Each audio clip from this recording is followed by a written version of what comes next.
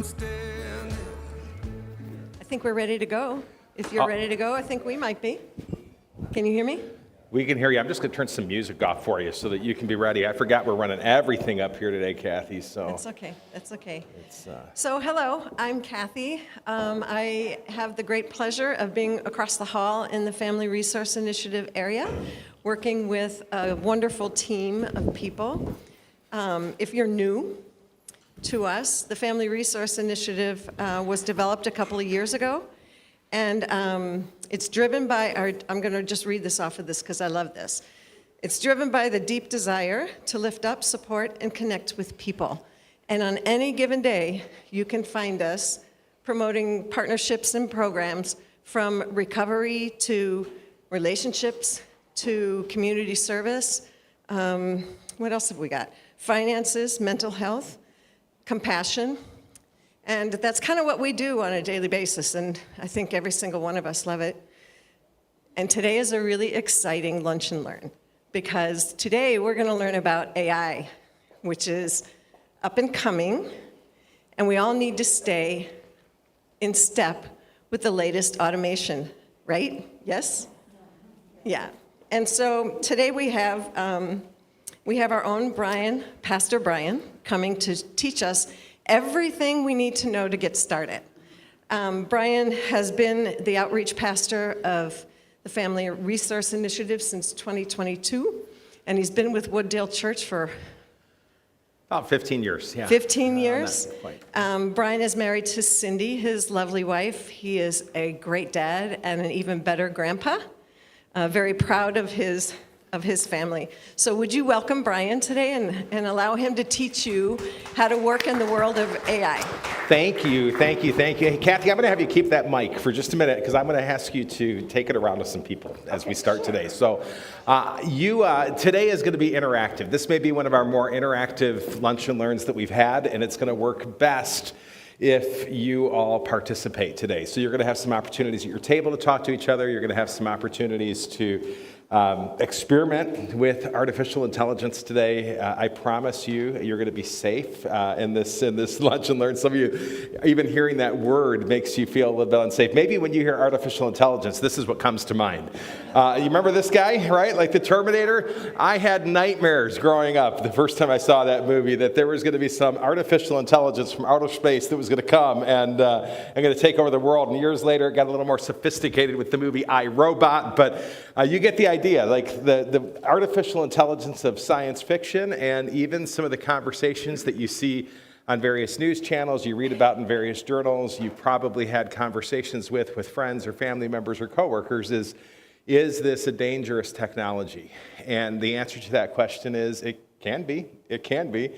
Is it a technology that provides opportunities for us when used well? Absolutely. And is it a technology that we need to know today? Yes, we do. And if you've got kids or grandkids or you are in the workforce, you know that your job is probably changing day in and day out because of artificial intelligence. If you don't have a job currently, but you are in social media, you've probably noticed some changes in social media in the last few years, and you've seen other places where artificial intelligence takes place. So before we get into the content today, I want to find out why you're here. That's why Kathy has the microphone. So just to kind of start out, because I think we've got people around the spectrum here as it relates to artificial intelligence. How many of you are using AI in your day-to-day life purposely? Not kind of because it's been thrust upon you, but you are using it for your day-to-day tasks or your jobs. How many of you here would say that's me? Artificial intelligence is part of my day-to-day life, okay? How many of you use Netflix? Every once in a while. How many of you are on Facebook? How many of you have banking and do that online? Well, all of you who answered yes to that are using AI in your day-to-day lives, whether or not you realize it. How many of you used a map to get here today on your phone? You've used artificial intelligence today, all right? So you use it probably more than you think. But I want to find out from you why you're here today, because my hope is that we're going to be able to accomplish some of the goals that you have coming in here today, not just the goals that I presumed upon you. So I've got a lot of content today, but I can kind of tailor that. So why are you here today? Why did you decide, of all the seminars to come to one on AI?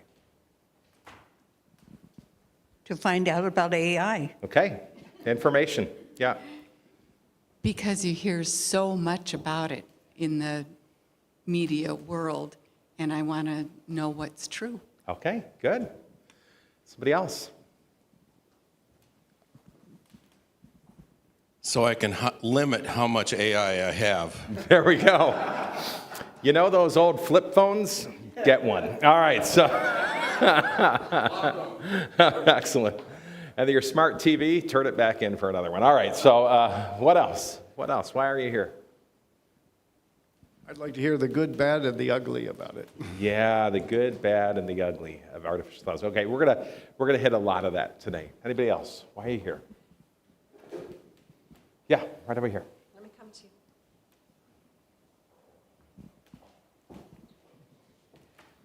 Okay.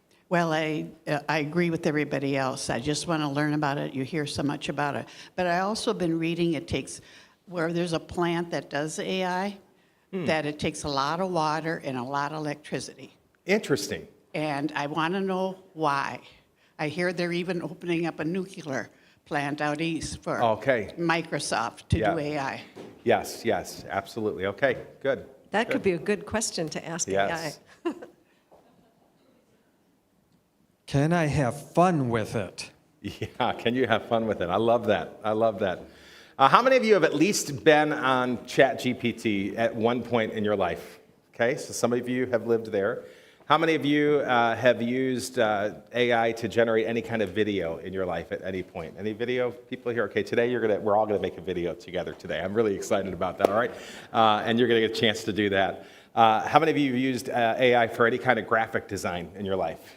Here, anybody? Okay, so you're gonna get a chance to do that. We're gonna have some great opportunities today. And I just want to begin, though, with just some kind of basic definitions, because I thought we might be here, that we'd have people across the spectrum wondering, okay, what is AI? How do I understand this? There's different types of AI. Help me to understand that. And is it really necessary that I reskill in my life to learn how to integrate AI into day-to-day life? And what are some of the ethical dilemmas that come with AI? And that's mainly where we're going to hit today. But artificial intelligence, if you were to define it, IBM actually came up with one of the best definitions of this. And if you go to journals like Harvard Business Review or places like that, this is probably the most recognized definition of artificial intelligence. It is technology that enables computers and machines to simulate human learning, comprehension, problem solving, decision making, creativity, and autonomy. Anything scary about that definition? I mean, there are some things, right, that are inherent in this thing. Like, okay, now I understand a little bit of the angst that can come with that. I mean, we're talking about a technology that can make decisions. Well, computers have always made decisions, and I think sometimes we forget that. And those decisions were rudimentary decisions when they first came about. And if you were involved in the 1950s and 60s and 70s and just some of the huge computers that took up massive rooms to do what our little smartphones can do today in seconds, there were decisions that were being made there. But obviously, we've gone way beyond that when we're talking about problem solving and comprehension. And then there's a word called generative AI. How many of you have heard of generative AI? That's a term that you hear a lot, and it's kind of AI on steroids. Generative AI, or generative artificial intelligence, is a type of AI that can create new content, such as text, images, videos, and music based on prompts. It uses large AI models called foundation models to learn from vast amounts of data and then produce new content that's statistically likely to be relevant to the prompt. And so that's kind of what we're talking about when we talk about these different types of technology. So the graphics that you've already seen on the screen today, all of these have been generated by artificial intelligence. All of these were generated when I said I'm teaching a lunch and learn at a large church in the Twin Cities called Wooddale Church, and it is about a beginner's guide to AI. And I'd like you to create a theme for me that we'll use throughout the presentation that will be used on a number of PowerPoint slides that will help facilitate the learning. And these are the kind of graphics that it created. It did this. How long do you think it took AI to create that graphic for me? It took about 12 seconds for it to create that. And I'm kind of nice to AI because I don't know, if it's going to like become the Terminator someday. And so thank you very much. That was a beautiful graphic. Now, I don't like how you did this. Could you change this to that? And hey, you're getting closer. So I kind of have fun when I'm talking to my AI machines. Not that you need to do that. But I think again, there's so much that AI has brought to our world. It's brought fear. It's brought opportunity. It's eliminated some jobs, or it's taken jobs and required the people in those jobs to reskill, to learn how to talk to a machine. It's taken tasks that are menial tasks that have taken people great amounts of time in their day and delineated that down. How many of you have used AI to help you write a better email? Jason's a good friend of mine in my real estate life. He's one of my mortgage brokers that I use. He's up there. Jason, good to see you today. And Jason and I know that, like in our field, in real estate, tone matters. And I'm sure that matters in everybody's field, right? And when we're doing that. So last night I'm negotiating with some sellers. I'm representing the buyers in the contract, and we have an incredibly complex inspection amendment that we have to write in order to finish this deal. And I'm working, I wish I was working with Jason, but my clients chose to work with a big national bank instead of my local lenders, right? And so I've got to phrase this the right way. But even in the tone there, I'd write an email and I'd say, help me say this better. And so I'll copy and I'll paste that entire email into ChatGPT, and ChatGPT will take my tone, take my message, but just help me say it more succinct, to say it better, to say it more clear. And I'm amazed. Every time I use ChatGPT on an email, I get these great comments. Like, that is the most beautifully written email, Brian. Thank you so much. You were so respectful, and I really appreciate the way. And when I don't use it, I normally don't get any responses on my emails. So it's made me a better writer. It's made me a better writer. And we're going to talk about some tools that maybe you've seen and maybe have been part of your day-to-day life that have been a part of that. Now, I want to show you a little video that will take our Terminator analogy and then kind of bring us into some of the dilemmas that ChatGPT and other AI can bring. So check this out.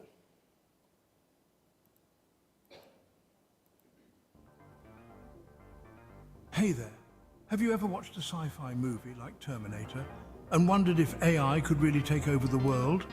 Well, let's dive into how artificial intelligence has moved from the realm of fiction to reality, and some of the ethical dilemmas it's brought along. First up, AI isn't just about robots and dystopian futures. It's vastly more complex, and let's be honest, a lot cooler. Think about how we use AI today. It's in your smartphones, recommendation systems, on Netflix, and even self-driving cars. AI is everywhere, helping us in ways we might not even notice. So how did we get here? The journey of AI began with basic research and algorithms in computer science. Over the years, advancements in machine learning and neural networks have taken AI to new heights. Today, AI can learn from data, recognize patterns, and even make decisions. It's like giving a computer a brain, but without the consciousness. Now let's talk about some real-world applications. In business, AI is a game changer. Companies use AI for customer service chatbots, predictive analytics, and even in finance for fraud detection. Creative fields aren't left out either. AI is composing music, creating art, and writing stories. It's amazing how versatile AI has become, but with great power comes great responsibility. There are significant ethical challenges we need to address. One big concern is bias. Since AI learns from data, if the data is biased, the AI will be too. This can lead to unfair outcomes in things like hiring or lending decisions. It's crucial we ensure the data used is fair and unbiased. Another issue is job displacement. As AI takes over repetitive tasks, what happens to the people who once did those jobs? There's a pressing need to find ways to reskill workers and prepare them for new roles. And let's not forget about privacy. With AI systems collecting vast amounts of data, we must be vigilant about how that data is used and protected. Finally, there's the question of control. As AI systems become more advanced, ensuring they remain under human control is vital. This brings us back to those sci-fi fears, but it's a real concern for researchers. So, there you have it. AI has moved from the silver screen to our everyday lives, bringing incredible benefits but also significant ethical dilemmas. As we continue to innovate, it's up to us to navigate these challenges responsibly. Thanks for watching. So the video that you just saw was created in my office by AI on Sunday. And I gave it about 4 paragraphs. And I said, I'm going to be speaking to a group again at Wooddale Church about AI. And I'm going to be talking about the ethical dilemmas that AI challenges us with. I want to talk about the opportunities that are there. What I did is I actually took the description for our Lunch and Learn today and I pasted it into an AI generative video program called InVideo AI. And I said, create a video for me. And I chose not to edit it whatsoever. And so I just let it play as is. So all of the text is the AI text. All of the videos came from AI. They grabbed public domain video. They grabbed just different elements. I talked about the fact that I'm going to start with Terminator, and so you see kind of from Terminator to it, and they kind of wove in that sci-fi type deal. And it took about 3.5 minutes for it to generate that video. That would have taken hours upon hours upon hours for our media team here at Wooddale to create something like that. Now, our media team would have created a much better video. I had to put a British voice in it because everything sounds better with a British voice. But you can literally choose the voice, the nationality of the person. Do you want a man or a woman to speak? Do you want this to be an African American? Do you want it to be somebody of Asian descent? Do you want it to be somebody from England or Australia or New Zealand? And it's fascinating what you can do. I love my grandkids. That was part of the introduction that Kathy gave. And so I had a chance to go visit my 4-year-old grandson, Radley, in Ohio. And one of my favorite things to do with Radley is to talk to him on FaceTime. And we love to tell stories. And right now, my little Radley is into Thomas the Tank Engine. He's into the Cars Disney movie. It's the only movie that he's actually seen, and he just loves it. And he really loves it when Grandpa takes characters from Cars and characters from actually Winnie the Pooh and then characters from Thomas the Tank Engine and weaves them all together in a story with Radley and Grandpa. It's great, all right? And we have these amazing adventures together as Grandpa and grandson. I decided I'm going to try. He has one of these little Tomy boxes in his room where you can buy these boxes. They're awesome. If you have grandkids, you put a little character on it and it reads stories to the kids as they go to bed, and you can actually record your own voice and you can do that kind of thing. So I had I had this program help me write some stories for my grandson. Using all of that, I changed a lot of the text in those stories. And we have like a 6-chapter book that's a half-hour long that Radley and I have about the adventures with Grandpa, and all on AI video, which his parents won't let him watch because he doesn't watch TV, but he can listen to it on his Tomy box. So here's the purpose of the seminar today. We do want to help you understand how AI works. I want you to have the opportunity to see how you're using it in your day-to-day lives. I want you to experience some of the fun of creating together as a group. And if you have a smartphone with you, or you brought your computer or your tablet and you want to download the ChatGPT app or go to the ChatGPT website, you'll have a chance to kind of experiment with that. The InVideo AI program that I told you about, that is a free program to try, and you can experiment with that. If you want to download the video and have all the watermarks off of it, they're going to charge you for that, but it is kind of a fun program to experiment with that way. And you're going to see some other ways that AI works. But let's talk about some of those everyday AI applications that you're using. So we've already mentioned some of them. What were some of the ones that I said you're using, whether or not you realize it?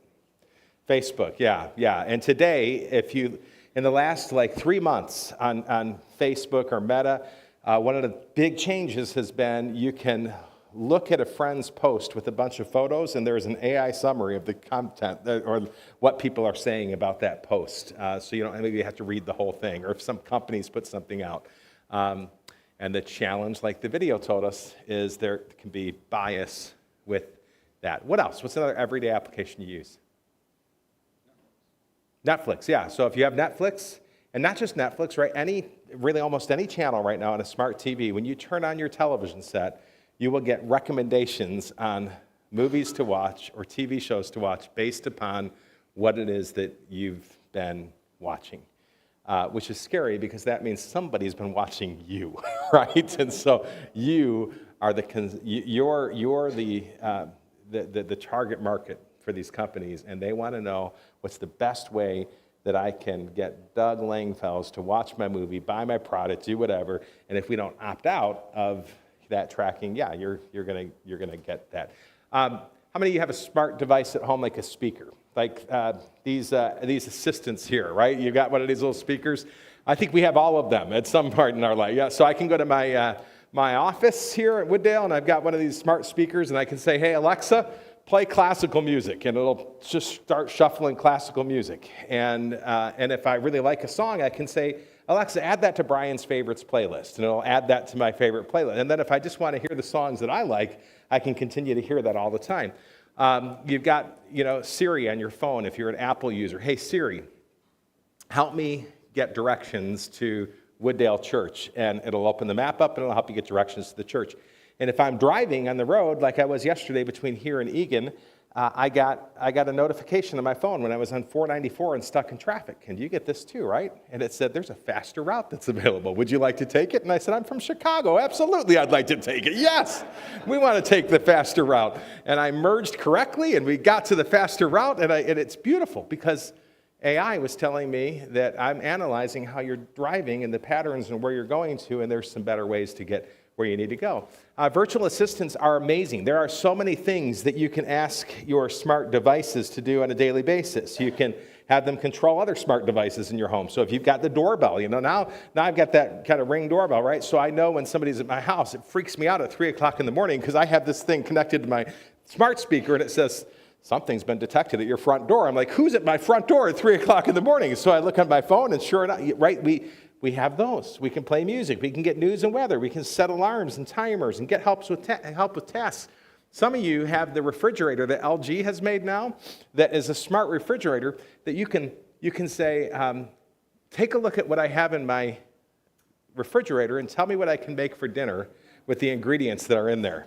And it will spit out 5 or 6 recipes for you, so you don't have to stop at Cub on the way home because you already have enough to make this for dinner. You can say to Alexa, Alexa, I have eggs, milk, and cheese, and chicken, and whatever in my refrigerator. Give me a recipe I can make with those, and it'll give you a recipe that you can make with just those ingredients by throwing those out there. And so it is amazing what those devices can do. And the technical term for those is they're called virtual assistants. You can say, Alexa, what's my schedule for tomorrow? Alexa, would you add for me? And have it help you in that way. Now, I'm not doing all that stuff. That's just not how I live my life. It's not what I do. But knowing that technology is there is a fascinating thing for me. You can add items to your shopping list. I do actually like that one, and to be able to keep something there. There's another benefit to some of these everyday applications. Some of you are people who write a lot of emails, or you have to write content for whatever it is that you're doing at work. And this one's been around for years. It's called Grammarly. How many of you use Grammarly on a regular basis? All right. So Grammarly is a plugin, and it's a great little plugin. And so I'm going to go over here. So if I was writing myself an email to brian.schulenberg@wooddale.org, and I said, Dear Brian, I think that you need to learn how to spell better, it's going to immediately tell me, yeah, Brian, you do need to learn how to spell better, right? And what's telling me that I misspelled that? Well, sometimes it's just the spell checker. Which is there, but you can go, okay, see more in Grammarly because it's a plugin, and it's going to tell me that make that better. What it'll oftentimes do, though, when my writing is poor, or I'm in a hurry, or it's like I've got an email from my boss and they want a response right away, and I'm just not in the headspace that wants to give a response to that person that needs that response right away, I can write that email and I can say, man, I know that I'm not saying this great, so help me to say it in a better tone. And tools like Grammarly will help you do that in a better tone. And so it's just another one of those everyday tools that people use. How many of you have iPhones in this room? We have mainly Android and iPhone users. So iPhone people here, okay? Those of you who have the iPhone, has anybody updated yet to the iPhone 16? 18? 18, okay, all right. Well, let me show you the new iPhone 16 Pro that has just come out. And look what it can do with artificial intelligence. This is not an ad for Apple, but it kind of is. I don't have this phone.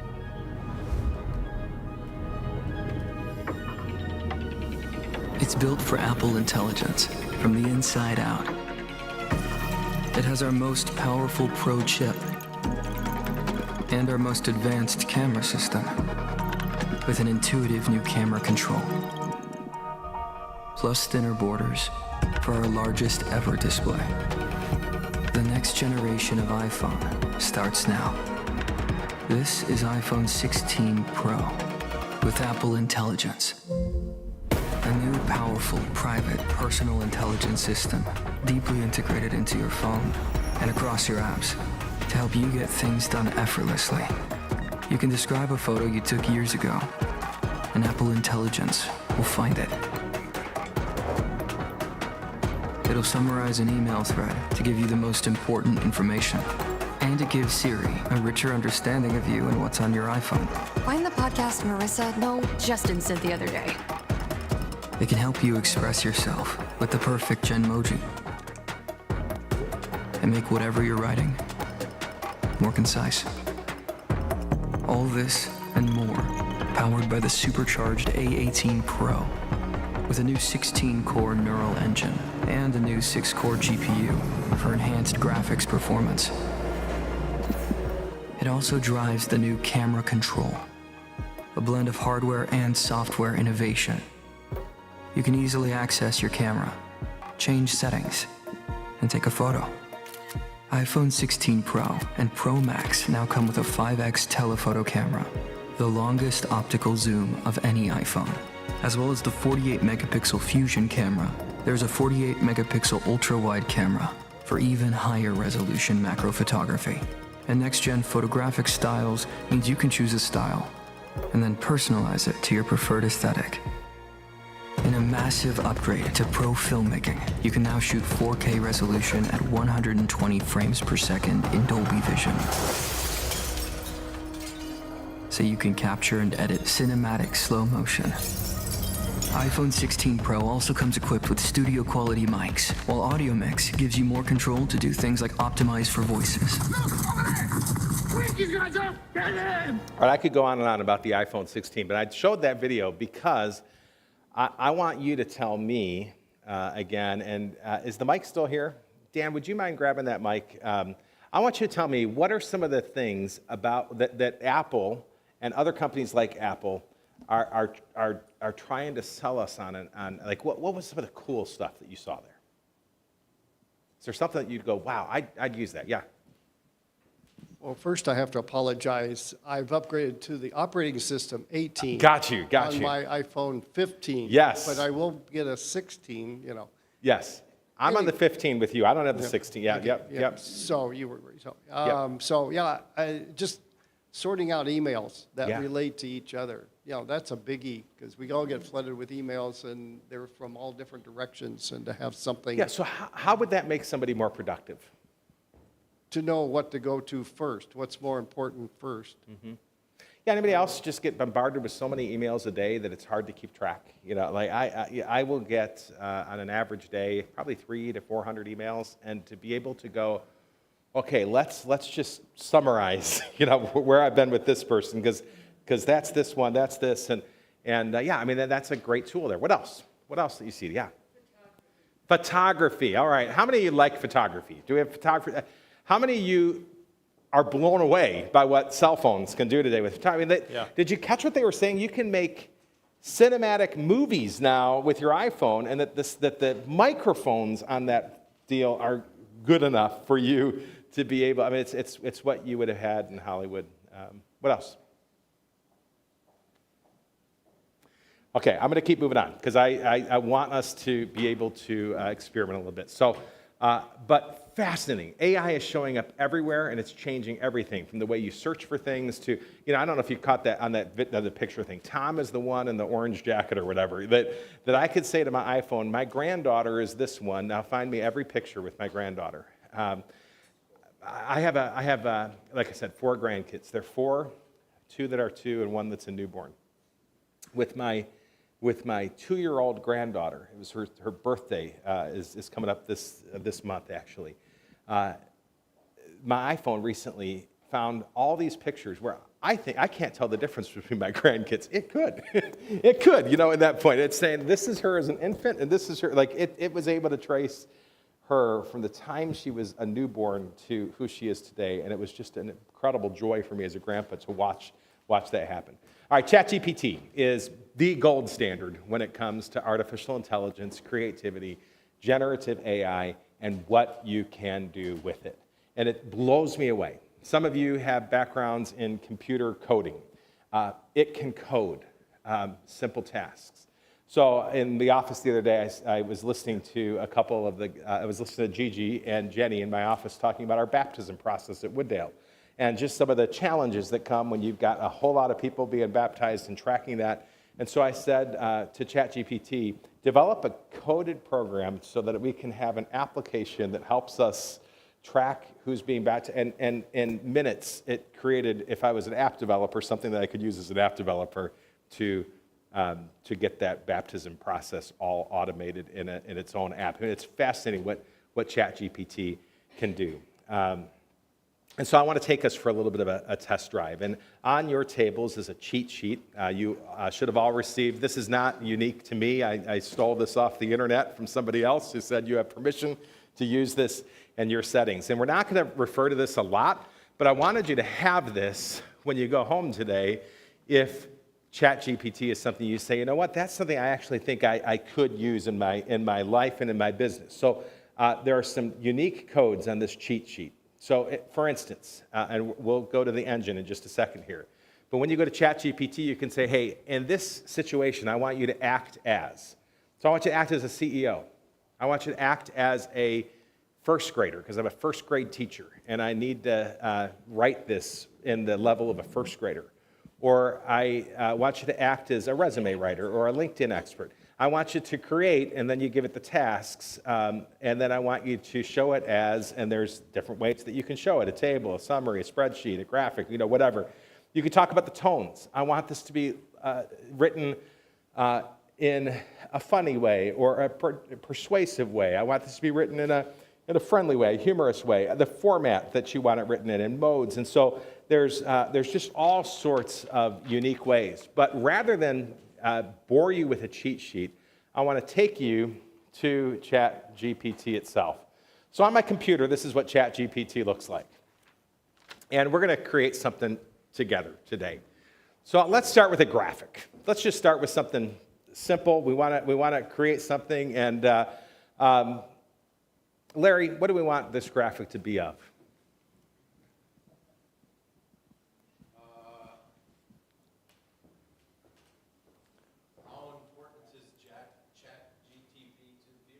Okay, create a graphic that shows me how important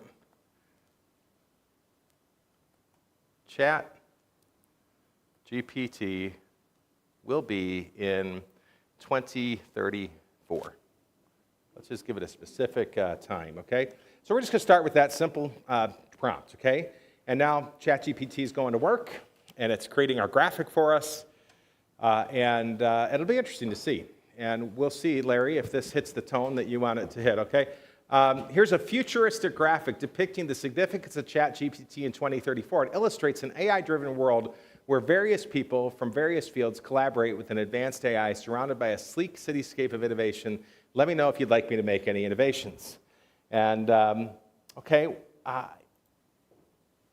nice try, but I wasn't looking for sci-fi. I really sincerely want you to show me how you believe people will be, it'll correct it, people will be using AI in the future. So maybe an infographic would be better. Again, I mean, I want to stroke the ego of this machine a little bit because I don't know if it's going to take over the world someday or not. So I wanted to know that I was nice to it. All right, let me craft that for you. So again, it thanked me. It was really nice to me and took my instruction really well. And so it's going to create something else. Oh, there we go. A little bit of an infographic now, and now we've got. Showing how it's going to be used in healthcare and education and other ways. So, is it a perfect system? No. Does it have a lot of room to grow? Yes. And late. Yes, yeah. Looks. It looks a little bit, that way, doesn't it, Larry? Yeah, absolutely. So, you can use it for a simple task like creating a graphic, and you can continue to go further on that. Let's start a new task here. Let's say I am working for an organization, and I've been tasked with putting together a series of seminars. So give me a company, any company. I work at, Steve, where? At TRIA, orthopedic. I work at 3M. All right, 3M.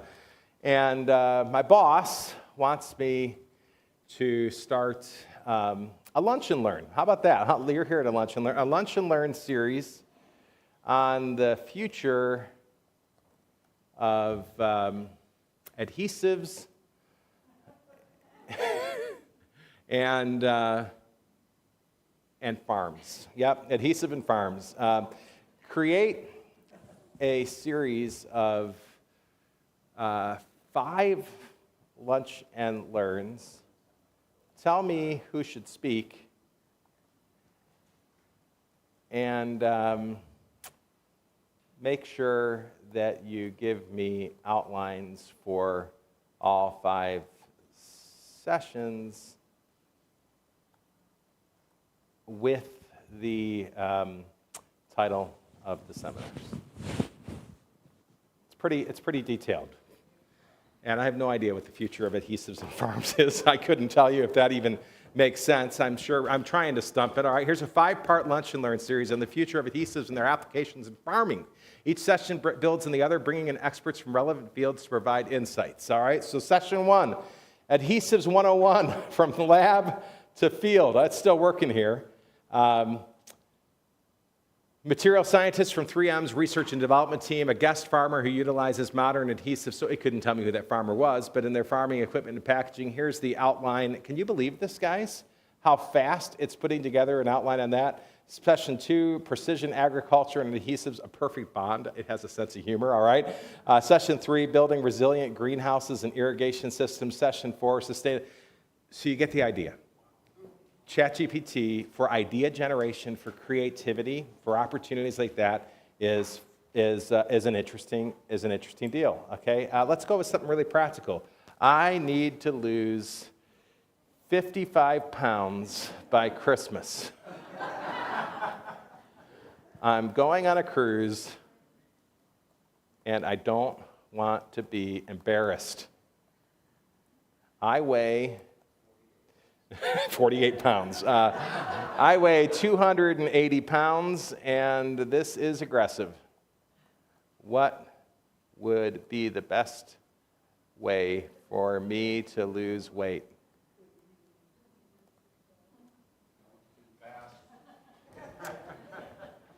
Losing fit is an aggressive goal, 2.75 pounds per week. It's essential to be mindful of the pace. Here's a balanced and sustainable approach for you to consider. Set realistic expectations. Focus on nutrition, and there it is. Exercise regularly, hydration and sleep. Monitor your progress. Stay motivated. And again, it just keeps on going. All right, there's a million ways that ChatGPT can be helpful. Now, fascinating. I didn't know that I needed to eat well and exercise to lose weight. Please write me code to develop an app to track my weight loss. I can help you write a simple code using Python. Anyway, so now it's writing code for an app that will track my weight loss. And if I spoke code language, I could maybe make that make sense. Amazing, right? For those of you who are entrepreneurs and don't care about losing weight, but you do want to make more money, let me give you one of my greatest ideas ever, all right? I want to create one of those calendars where you tear off a page each day and it has something on it. Create a dad joke calendar with 365 unique dad jokes.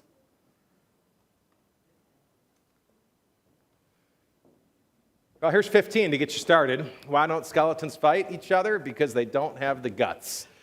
What do you call fake spaghetti and impasta? How do you organize a space party? You plan it, all right? And so it's getting me going. So if anybody wants to make $1 million, there's your idea this year, and you have come to the best lunch and learn of the year because you're gonna make bank as a result of that. All right. So there's creativity that goes into that. Again, you can take this and anything that you've written, you can say, check this for grammar, make it more succinct. I've only got this much time to speak, and I need to, whatever, all right? So those are things that you can do, and your cheat sheet there will give you a whole lot of other ideas on how to use that, okay? I'm going to go back. Video was the video program that I told you that we used to create the video earlier today. Now, InVideo AI is a website as well as an app, all right? So here is very similar to ChatGPT, but now with video. We're going to create a video together, and I need this table to give me a noun. We're playing Mad Libs. House, excellent, all right. I need an action word from this table, like a verb. Sell. I like you. You guys are making my job easy. All right, I'm actually going to use this video in my house. All right, and give me another noun back here. Apple. Excellent. Okay, so here's what we're going to do. I want to make a video, or you to make a video, of an apple selling a home to an alien. All right, we're just going to do this quickly. Simple prompt. You can make this as detailed as you want it to be, and it will make it as detailed as you want to be. So right now it's analyzing this crazy little thing that you've got. So this might be something you'd use with your kids, all right? Now, if I was being serious about this and I wanted a business application for my real estate life, I'd say, hey, can you create a video for 45 seconds that will analyze the Twin Cities real estate market for the month of September 2024. And it will go to all these websites, it'll analyze that, and it'll make that happen. So now it's asking, who's the audience of this? We're making this kids, we're making it bright, and we're making it a YouTube video.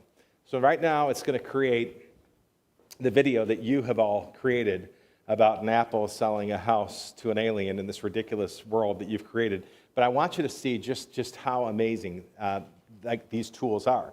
Now keep in mind, you can edit afterwards, and so there's a couple videos on our family resource page on Facebook that have been generated by generative AI through this program. I did one for our Reengage program this year. Before, Wooddale had the beautiful video that they created where they actually interviewed people in our program who had been through the program.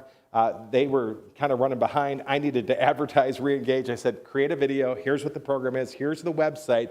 I pasted Wooddale's website and the family resource website that gave all the information about what Reengage is about, and they created a beautiful video. I subbed in a couple of our photos rather than the photos and the stock photos that they had, and I took a video. That whole project took me about 30 minutes in my office rather than it taking all afternoon, because Wooddale didn't hire me to create videos in my office all afternoon. They created me to hang out with people, and so if I have the opportunity to hang out with people or make video, I'm going to choose people every time. But I need to reach people, and so sometimes we need to create those avenues, okay? So while this is working on synthesizing that, I'm going to take you to the next one, and we'll come back and see that video here in just a moment. But InVideo is not the only place that generates things. The DALL-E that is the oldest AI-generated image builder, and it's actually intuitive to ChatGPT now. So all the graphics that you saw me create today in ChatGPT, or the couple that we did, that was created with DALL-E. How many of you used Canva before? Somebody used Canva here? Canva's, it's just the easiest tool online to make anybody like a graphic artist. So let's watch our video, and then we're going to go see Canva. Here's what you created, your incredible video. I will never look at apples the same way after this. Let's turn that up. Seriously, this is out of this world. Meet Astro the alien. He's new on Earth and needs a house. But not just any house. He wants one sold by an apple. Enter Granny Smith, the most real estate savvy apple in the orchard. Granny Smith shows Astro a cozy little home with a sweet apple pie scent. Astro's antennae wiggle in excitement. Does it come with Wi-Fi? He asks. Granny Smith chuckles. Only if you plant the right seeds. Astro loves the house and shakes Granny Smith's leaf. It's a deal, he says. Now every night, Astro relaxes in his new home, sipping apple cider and watching the stars. All right, well, you've made a ridiculous video, everyone, but that gives you an idea how fast AI can generate videos, okay? And that's silly, but add business applications to that. Add, I want to write a story with my grandkids. Add whatever, and you can create some incredible things there. Canva is known for being kind of a program. In most of our graphic artists, they use Canva in one way, shape, or form. You've probably seen things that have been produced on Canva on the Wooddale website. You've certainly seen them in every one of the Lunch and Learn promos that we have is made in Canva. The little pictures you see of the speaker and whatever the topic is. Jenny uses Canva in our office every week to produce things. What Canva is now doing, though, is adding another dimension, and that's artificial intelligence. And so this is it's bad. They're getting better, but it's not good yet. But this is the future of Welcome to today's Lunch and Learn entitled A Beginner's Guide to AI, presented by the Family Resource Initiative. We're glad you are here. Today, you will have the opportunity to learn new ways that you can use artificial intelligence to enhance your everyday life. Let's get ready to meet some new friends and learn some new tools. Now that's great. I think it would be so much more fun if we were just to go over here and we were to say, let's upload a picture of this guy, and we'll have him be the one that gives the presentation instead of her. So we can move Dan, except that AI is dangerous. And so one of the things that reputable companies are now doing, like Canva, is saying, you can't take Dan's picture and put it in there. So there are some faces that are public domain faces. That's actually a computer-generated face, that woman. That's not a real person. They've taken features of different people, and you have lots of different options. So in fact, all of the models that are in the avatar here, these are all, believe it or not, computer-generated people that are here. And you can choose from all of these people to be your spokesperson for something. The technology isn't perfect yet. In some ways, they're getting really, really good. You've all seen kind of some of the deep fake videos in this election season of different politicians saying things that maybe they didn't really say, and they like to make fun of each other, and the parties poke at each other. We're trying to get away from that. But to have somebody be a spokesperson for a product, you can choose the language you can choose. You can have this person speak any number of different languages, different tones. They can be creative. They can do that. Where Canva, again, is most often used is not in video production, but in just different designs and projects that you use for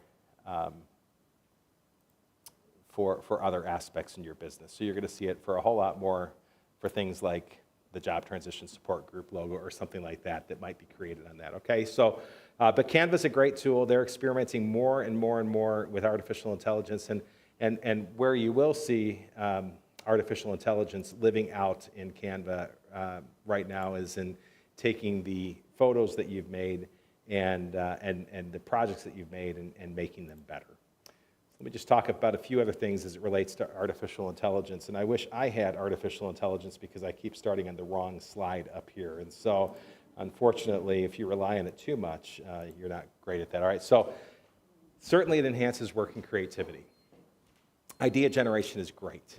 Being able to say, I want to create a 30-day marketing campaign on social media about this. Help me to think through what that should look like. Or I want to post on social media for my company once a week or 3 times a week for the next year. Give me the next 365 days of a strategy that would take into account holidays, buying trends, and it'll help you kind of think through that. And again, AI is artificial, and artificial can't replace real people. And so the work that you put in behind that, the way that you ask questions, you go deeper, you go further, and you go, hey, this is all it is a start. It's a question, but I need to refine that and think about that. It's interesting. A lot of these graphics we had to change because like one of the weaknesses right now, when you ask AI to create a graphic for you, see how it gets blurry here? And there's nothing I can do about that. If it was one of my designers upstairs, they wouldn't put up with that. And so this is AI generated, and it isn't quite yet at the spot where it can give the quality, I feel like, of human beings. But it does enhance creativity.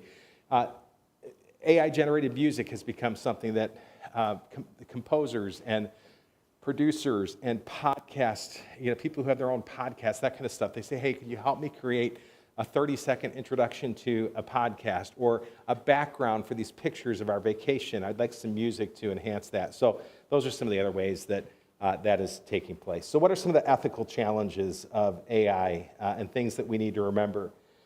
Well, I think one of the most obvious ones is, how many of you have had kids and grandkids in the room? Think about what it would be like to grow up in school in the age of AI. Write me a paper on Abraham Lincoln and the assassination that took place on Abraham Lincoln, and help it to sound like a 10th grader wrote it with just enough mistakes so that my teacher won't know that you wrote it, and it'll do it. I'm a pre-med student, and I'm stressed out, and I need to write a paper on the way that sulfites interact with, and so would you help? And it can write some of those papers for people. I know, just even as a pastor, when somebody's written something that is written by AI. No question about it. Kathy and I were in a meeting not long ago, and somebody had brought to the meeting a paper that was clearly put together by AI. And I called the person on it, and they were like, yeah, I know, I was using it for ideas, and we don't want to bring, AI did all my work here. I'm bringing it to the meeting. It's not great, right? And so it takes away the work there. So for idea generation, yes. But professors today, we're several years into AI now. So for most of you, this is the beginner's guide to AI. But this has been going on now for a few years on college campuses and high school campuses. So I was listening to a professor from the Carlson School of Management being interviewed at WCCO this summer. And the professor was being asked, so how is AI impacting the business classroom at the University of Minnesota? He says, well, for the first time ever, this semester, I'm not going to allow my students to write a paper on their own. Every paper that they turn in has to be generated by AI. But, he says, my job is to help make the AI better. And so what my students put into AI will determine what comes out of AI. And so they're going to have to learn how to use the technology in a way that again, we're enhancing the technology, but I actually want the technology to be able to write papers as if a graduate student at the Carlson School was writing the paper. And if they cannot make the AI do that, they have failed the assignment. Wow. Okay, now we're talking about so they are kind of writing papers. They're just writing papers to AI, and AI is having to write the paper. It doesn't happen that quick to create quality out of AI. It takes time. It takes time to take a video that they spew out like the crazy little house video that you saw. Now imagine similar things when it comes to, I want to sell this product or that product, and they're pulling the wrong graphics, or they're pulling things that just are the wrong tone. You've still got to do the work to manipulate it and make it work for whatever you want. So when it comes to school, there's absolutely ethical concerns. When it comes to transparency and accountability, there's concerns with AI. We need to know, did you write this paper, or was it written by somebody else? How good is the information? Because remember, there's bias in everything. And so when I'm asking AI for ideas, I don't want it to just pull from any website. So normally what I'm going to say is, hey, here are 3 websites that I want you to look at and to analyze this information, to help me think creatively about how to distill this, because I know that I can trust what's there. But if you're just going to go to the wild west of the internet, I don't know if that's good information. So I want to be able to quote, where did that information come from? And then I want to be able to go to where that information came from, and I want to be able to quote, where did they get that information from? And so now you're kind of like in a mine, and you're digging to find out how real is this. One of the ethical concerns is we just don't know. Like, how many layers do you have to go down before you can find out what's really real? And what I love about AI is it creates some bigger discussions about truth. We're at church, here at Wooddale Church, and we believe that there is an ultimate source for truth, and it's never going to be technology. It's God. It's God. And we believe that there is a God that is absolutely true, and what he has said is true for all people at all times, across all places. And any time that we have a clash between what God says and what the artificial intelligence says, we're going to choose God. And so when we mine, we have the opportunity, again, to help create this to be a better platform, or to just allow it to degenerate. I find this next slide funny. I asked it, and I spelled it correctly, to create a slide for reskilling in the age of AI. And they couldn't spell reskilling, even though I spelled reskilling correctly. And I kept going back, and I'm like, I know I spelled that correctly. And sure enough, if you go back to the prompt, it is spelled correctly. Harvard Business Review, earlier this year, that was the title of one of their journals. This is actually last year, September, October 2023. So a year ago, Harvard Business Review, from research that was being done over the 2 years prior to that, so again, this is not a new technology anymore, it's a technology that's continually adapting, said, hey, future business leaders, if you don't pay attention and you don't reskill in the day and age of AI, you will become irrelevant. I want to read you something, those of you who've been in business in your life. The average half-life of skills is now less than 5 years. And in some tech fields, it's as low as 2.5 years. For millions of workers, upskilling alone won't be enough. And Larry, you said something as you were coming in. You said, well, there's no way Brian can know everything about AI. I don't. I told you, I know a tip of the iceberg on a couple of apps. I know enough to be dangerous, right? But it is changing by the millisecond every day, because the more information it gets, the more that it's able to generate, and the quality keeps getting better. So I told you that the DALL-E, D-A-L-L-E, the graphic program is going to radically change later this month. And there's going to be, you're going to see the quality of images that can be produced on ChatGPT. It's going to be like going from our old, console TVs to go into high definition, HD TV later this month. That is, and you can go on the website, look at some of the advancements that are being made graphically, but I don't think we'll have the reskilling misspells here in a little bit. So just a few key takeaways today. We do need to learn this. We don't need to be afraid of it. This is here to stay. I have people that are afraid, I feel like, of almost every aspect of life. The pastor part of my life, I feel like people are afraid of the weather, and I get it. Yesterday was a scary day. The last couple of weeks have been nuts. It feels like our world's a little unshaky right now. I have people that are afraid of politics and what is the future going to look like. I have people that are afraid of global catastrophes. I have people that are afraid of technology. People that are afraid of the economy. I have people that are afraid of anxiety. I have people that are afraid of what is going to happen to their children and their grandchildren. And my clarion call about anything like that, technology-wise, is this. God didn't make a mistake. He put you here for such a time as this. He put you here in a day and age when technology can do incredible things. Now, do something good with it. Do something good with it. Like, you could say, give me a 30-day campaign of ways that I can share faith with my coworkers, and just give me 30 ideas for the next 30 days. Because here's the deal, AI, all it does is it goes to the spaces in the internet and it reads kind of what's out there. Is there a lot of great content on evangelism on the internet? Absolutely. So you can say, I want you to go and I want you to read pages from Pulse and the Billy Graham Evangelistic Association and ask me about my faith and some of these other podcasts, and I want you to help me come up with ideas based on those websites of ways that I could just be more bold with my faith, with my neighbors or my children. And or I want this year, I have a goal that I want to share about my story and my faith 12 times this year. So help me figure out how to do that. For those of you who are in human resources and you manage people or you set goals, think about we're coming up on January. We talked about weight loss a little bit. Like what if you were to say, here's my New Year's resolution for 2025. And now I want you to help me come up with an accountability plan to be able to accomplish that goal. And every time I log on here, I want you to remind me of that. I mean, that technology can do that in the virtual assistance realm. So there's lots of key takeaways. Like, we just get to redeem the world that we live in.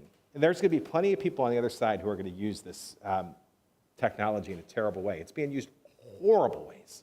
But you have a chance to use it in a way that could be a redemptive way too.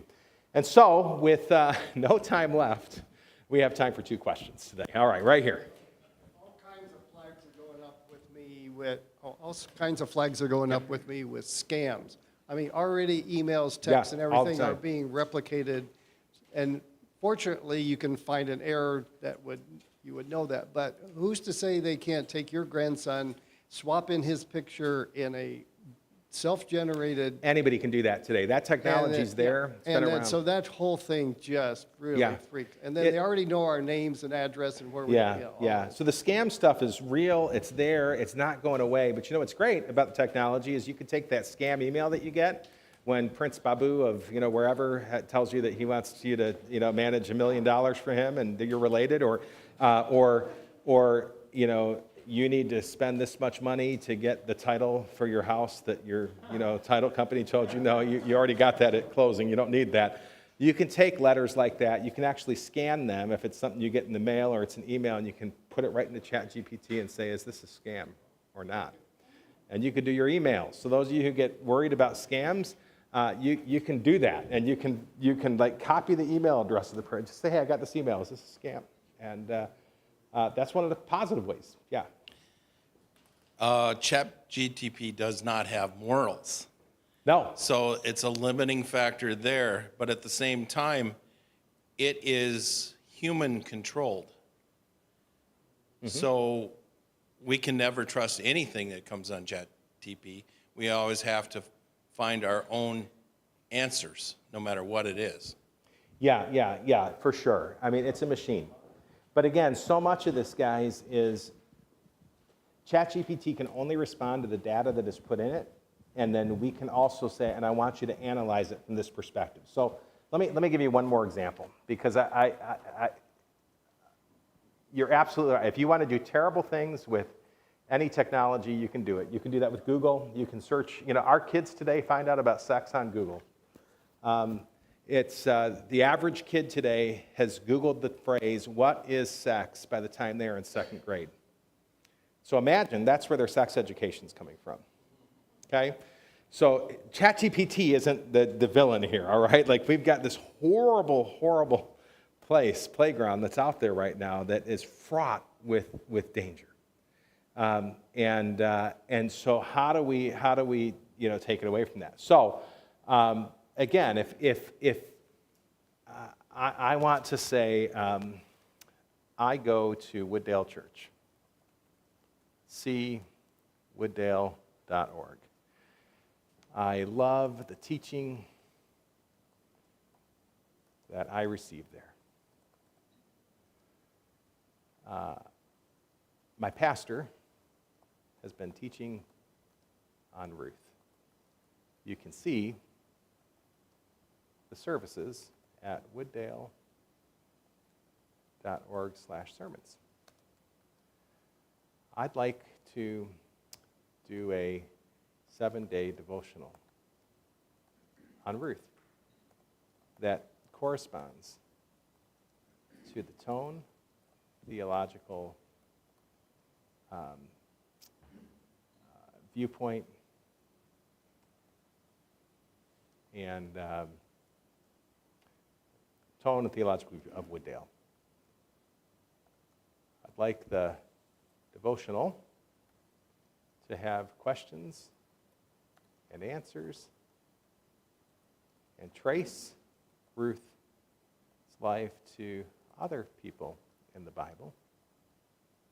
I'd like it to take me about 20 minutes to do each devotional. Help me create a plan. So now we're doing the work of putting the morality into it. It is an amoral machine. I could have said, I am a fan of, Hugh Hefner, and I want you to, give me something on Ruth in the tone of Hugh Hefner, and it would give you a horrible, right? Like, terrible thing, right? That's something. But, again, look at this. So here's day one, Ruth's loyalty. It's going to have you read that. That, to me, these are great questions. What did Boaz it's not teaching you a lesson.